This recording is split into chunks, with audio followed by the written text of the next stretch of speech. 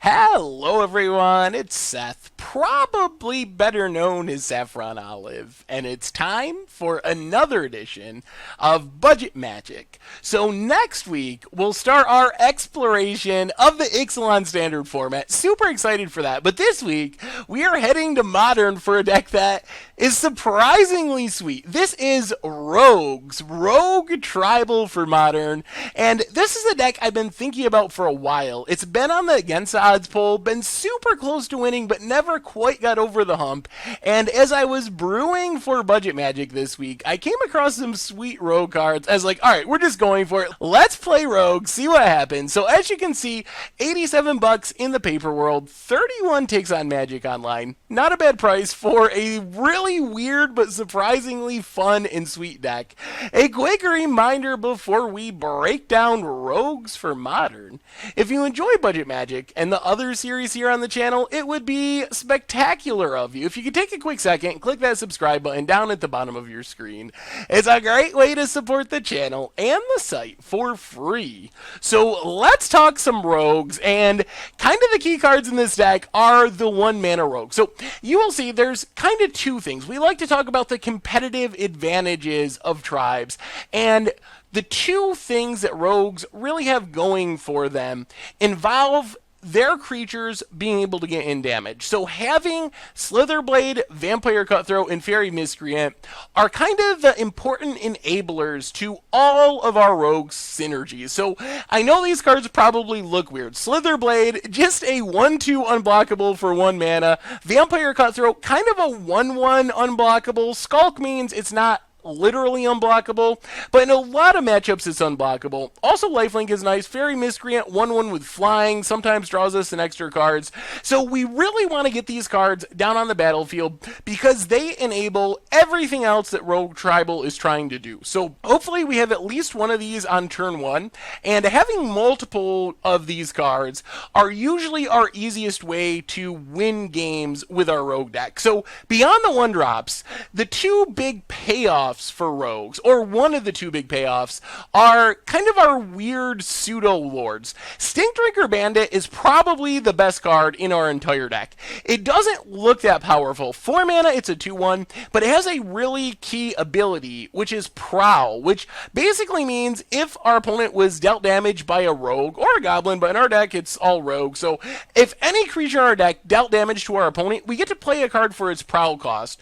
In this case, it's 2 mana, and when we're casting Stinkdrinker Bandit for 2 mana, it is insane. It's a 2-1, but it makes it so whenever a Rogue we control attacks and isn't blocked, it gets +2/+1 until end of turn. So it's like a super lord for only 2 mana, which means, remember back to our last slide, we have Slitherblade, we have Vampire Cutthroat, we have Fairy Miscreants, so many unblockable or almost unblockable 1-drops that when we play like Slitherblade on turn 1, Stinkdrinker Bandit on turn 2 after getting a damage with our Slitherblades so we can prowl it. The next turn, our Slitherblades are attacking for 3. Every Fairy Miscreant is attacking for 3.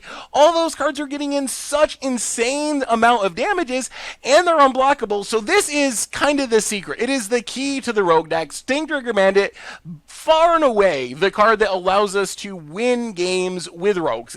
No doubt about it, best card in the entire deck. Might not look like it, but it is incredibly powerful.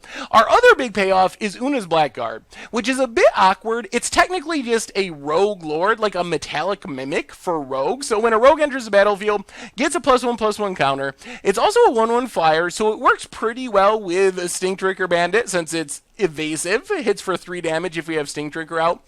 The big payoff, though, is whenever one of our creatures with a +1/+1 counter on it deals damage to our opponent, they have to discard a card. So one of our best bets against control, against combo, is to play an Una's Blackguard on turn 2. On turn 3, play a couple of Slitherblades, can't be blocked, they get a counter, so they're 2/3s. Then we start attacking our opponent, and our opponent is just getting mind rotted turn after turn after turn. We're making them discard their combo pieces, discard land so they don't have the mana to combo off. So the discard of Una's Blackguard is really key. The +1/+1 counter also is obviously nice. It just helps us get in for more damage. I mean, if you think about it, turn 1 Slitherblade, if we do something like turn 2 Una's Blackguard, turn 3 Slitherblade plus Stinkdrinker Bandit, the next turn our Slitherblade is attacking for 4 unblockable. Like, it is way more powerful than it actually looks thanks to these cards. The other big payoff for rogues is our prowl card. So Earwig Squad, 5 mana 5/3. Not that exciting, but it prowls for only 3 mana, and a 3 mana 5/3 is actually pretty big. Plus, when it enters the battlefield, we get to go through our opponent's library and exile any 3 cards we want to. So it's super good against Titan Shift, against Ad Nauseam, where we can pull out combo pieces, make it much, much harder for our opponent to combo off. Of course, we have to prowl it to make that happen, but we're hoping to prowl it anyway. Like, that's the plan of our deck. We're not ever really looking to cast Earwig Squad for 5 mana. It's really a 3-drop in our deck. Speaking of 3-drops, our other one is Latchkey Fairy, which comes down as a 3/1 flyer, another big evasive threat, hits for 5 with Stinkdrinker Bandit, 6 if we also have out our Una's Blackguard. Plus it draws us a card when it enters the battlefield to just keep us cycling through our deck. So when we prowl it in, again, super good deal thanks to the prowl cost. So that's basically the plan of our deck. Use our evasive 1-drops or even straight up unblockable 1-drops to enable our prowl costs and also hit for tons of damage thanks to Una's Blackguard, but mostly Stinkdrinker Bandit, which is just absolutely absurd in this deck. As far as our non-rogue cards, actually, I guess Thieves' Fortune is technically a rogue card. It's basically an impulse for 1 mana if we can prowl it. And since our deck is all rogues, we can pretty much always prowl it. Just a really efficient way to dig through our deck, find more Stinkdrinker Bandits, find whatever piece we happen to need in a given situation. Even casting it for 3 mana, it's not the end of the world, but most of the time, it's just a 1 mana impulse, which is actually super powerful. As far as interaction, we got some remands, slows our opponent down a little bit, keeps us cycling through our deck, helps make sure that we're not getting our board wrathed away. Our creatures are pretty small, so Pyroclasms, Anger of the Gods can be pretty disruptive. And then for removal, 3 Vapor Snags, gets in a little bit more damage, and in our deck, we're chipping in for this weird unblockable damage with these small creatures, so every point adds up. And then Dismember just gives us a way to kill something forever if the situation calls for it. As far as the mana base, get a bunch of budget black-blue duels, Drowned Catacombs, Sunken Hollow, Underground River, and then some basic lands. In the sideboard, we get Dismember and Dewblade for additional removal, Negates and Spell Pierce for control and combo to give us some more counter spells, Dragon's Claw to help in like the mono-red matchup, the burn matchup, Relic of Progenitus for graveyards, and then Spreading Seas is our main plan against Tron decks to keep them off their Tron lands just long enough that we can win with our unblockable stuff and our Stinkdrinker Bandits. And that is Rogues for Modern, and that's our budget Magic deck for this week. So I know on paper the deck looks weird. I mean, Slitherblade and Vampire Cutthroat and Fairy Miscreant, but once you start playing with it, the synergy is actually really strong. I found myself surprised by how powerful some of the synergies were, especially Stinkdrinker Bandit, but Una's Blackguard, emptying our opponent's hand, was very good. Our prowl cards are really efficient when we're able to prowl them,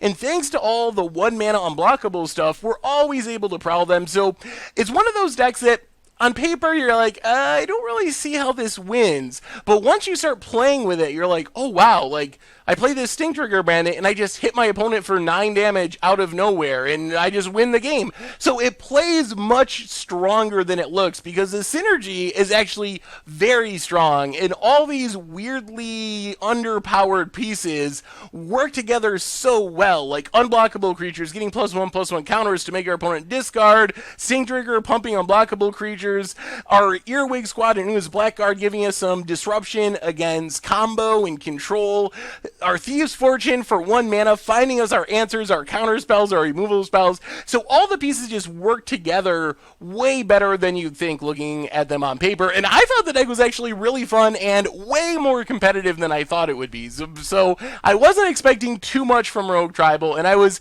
definitely pleasantly surprised by how many games we could steal with janky Slitherblades and Stinkdrinker Bandits and so forth. So anyway, I'm going to stop rambling about it. Let's get to the video so you can see how it actually works. Thank you very much for watching. I hope you enjoy the gameplay videos, and I will talk to you soon. Thanks for watching the video. If you enjoyed it, take a second and click that like button down below. It's a great way to help support the channel for free.